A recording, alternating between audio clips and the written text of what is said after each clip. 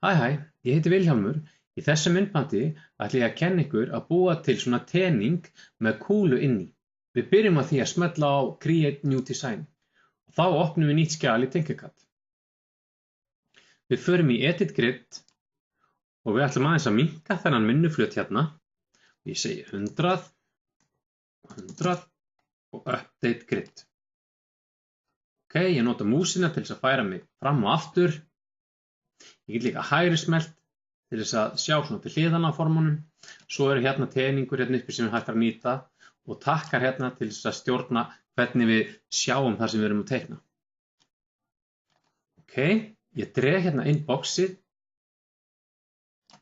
tening hérna inn á, svona, og ég ætla að setja núna þetta í stærð. Þetta á að vera 50 x 50 x 50, lengd, breidd og hæð.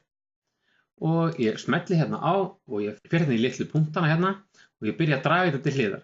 Og ég get skrifað hérna inn í 50 og svo ýti ég á Shift-takkann á lyklaborðinu, þá færist ég hingað og ég skrifa 50 og ýti svo á Enter og þá fer ég í hæðina og ég skrifa 50. Og ýti svo aftur á Enter. Ok, þá er teningurinn okkar tilbúin, við getum fært hann hérna aðeins í miðjuna, svona. Næsta sem við gerum er að búa til kúlu. Ég dreg hana hérna inn á og sleppi. Ég ætla að halda Shift-takkanum inni á lyklaborðinu og smella hérna og ég ætla að draga kúluna upp í stærðina 60. Svona. Ok, þá er ég komið með 2 form og næsta sem við þurfum að gera er að koma kúlunni hérna inn í teningin. Ok, ég smelli á bæði formin og sleppi og ég fer hérna í Align.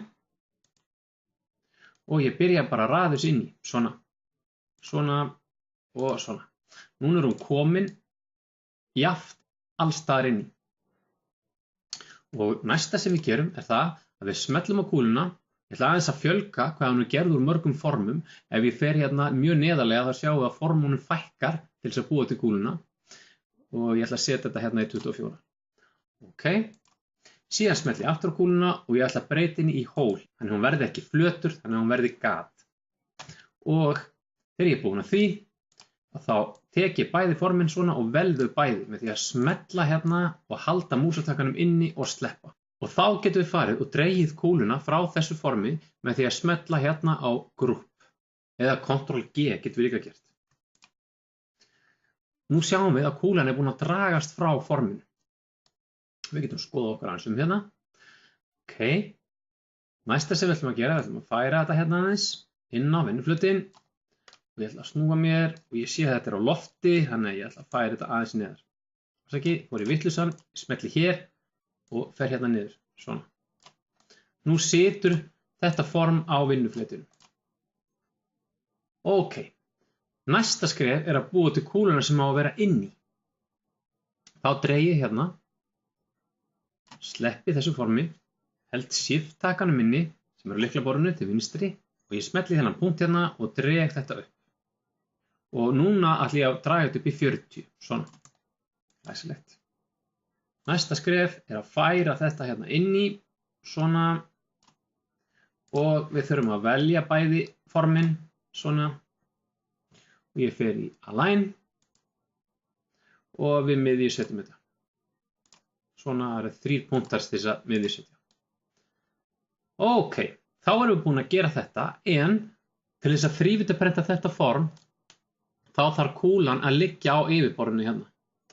Besta leiðin til þess að sjá hana fara á yfirborðið er að fela þetta á meðan.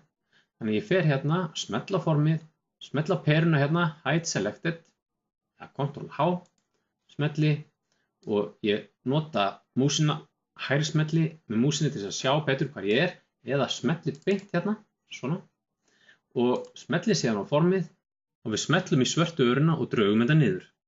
Við sjáum hvað er langt frá fletinu. Núna er það 0 frá fletinu. Ok, þá er þetta komið. Þá þurfum við að kveikja aftur á rauða forminu. Smelli hérna, Show All. Þá erum við búin að teikna formið, en næst er að vista skjalið niður svo við getum sett þetta í þrívíddarprentarinn okkar.